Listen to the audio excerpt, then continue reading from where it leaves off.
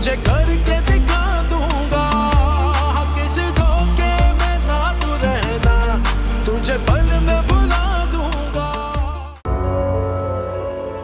अब इस कंडीशन में ये सब तो चलता ही रहता है, लेकिन जरा सी भी भूल चूक हो ना, माँ और बच्चे दोनों के लिए अच्छी नहीं होती। अब जहां भी जाना हो मुझे बताना, मैं तुम्हारे साथ चलूंगी। जी।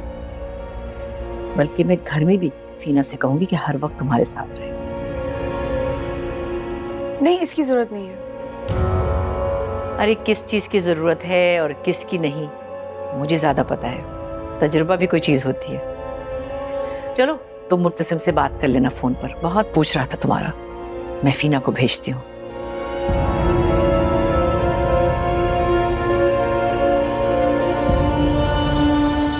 उससे पूछोगी नहीं कि मैंने ये झूठ क्यों बोला कि तुम डॉक्टर के पास गई थी? क्यों? उस सच को छुपाने के लिए जो अभी थोड़ी देर पहले मैंने रेस्टोरेंट में देखा।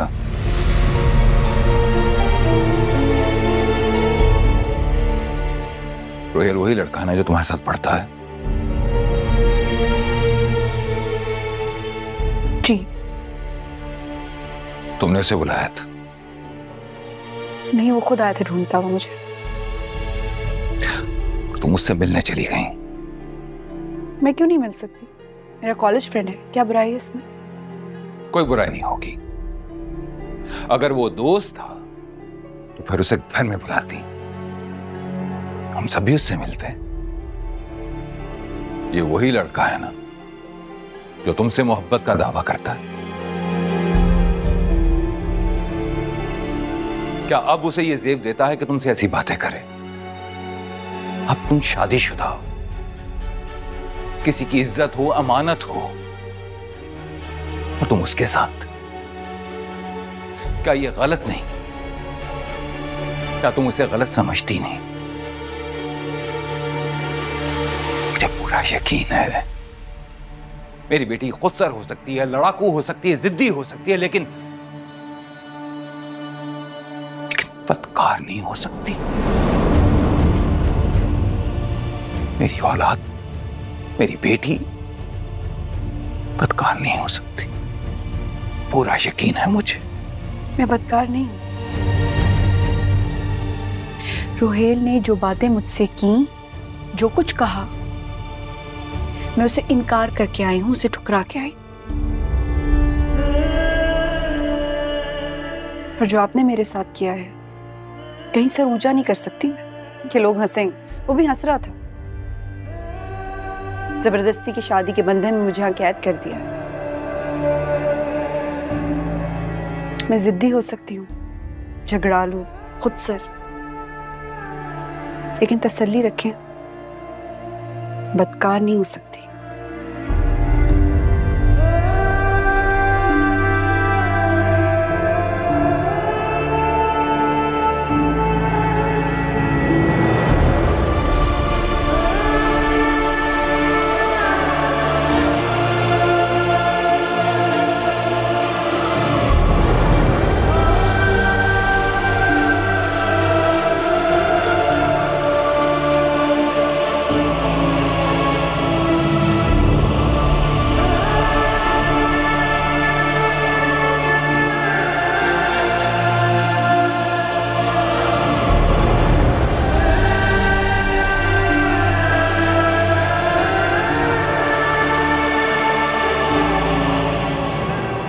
अगर शादी का प्लान बनाना तो रोहेल बिचार के बारे में थोड़ा सोचना, क्योंकि मुझे लगता है कि वो तुम में इंटरेस्टेड है। पागल हो गई हूँ, वी आर जस्ट फ्रेंड्स। दोस्त तो हम भी हैं उसके, लेकिन हमें तो कभी उसने टाइम पे विश तक नहीं किया। तुम्हारे लिए तो तैयारियां हो रही हैं, मतलब कोई तो बात होगी ना सबा। क्या पता आज शाम को तुम्हें तुम्हारी सालगिरह पे प्रपोज भी कर दे।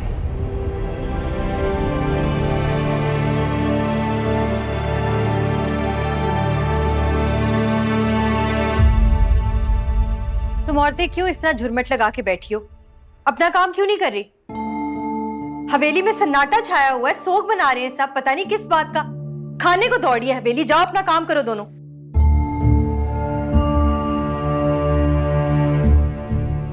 माई, मेहंदी पड़ी है? मेहंदी जी है। घोल कर लाओ, मेरे हाथ में लगा दे। आया बीबी, आप मेहंदी लगाएंगी? हाँ, क्यों?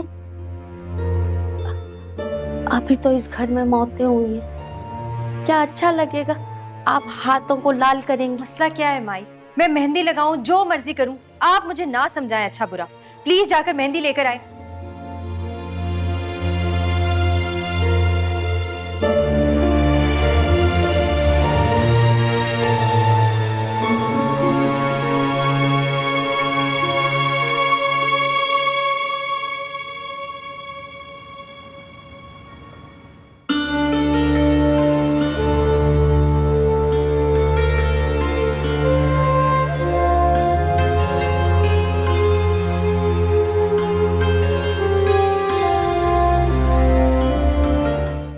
तो तुम इस कमरे में रह रहे थे उस चुड़ैल मीरब के साथ?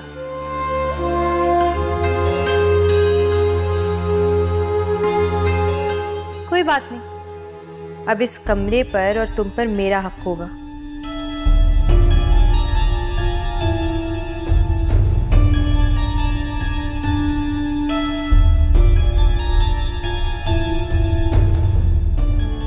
दिल तो करता है तुम्हारी हर चीज को आग लगा दूं मीरब, ना कोई चीज होगी ना ही याद आओगी।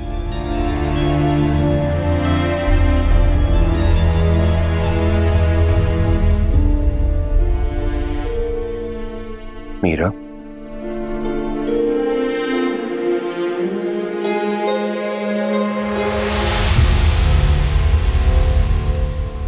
सॉरी।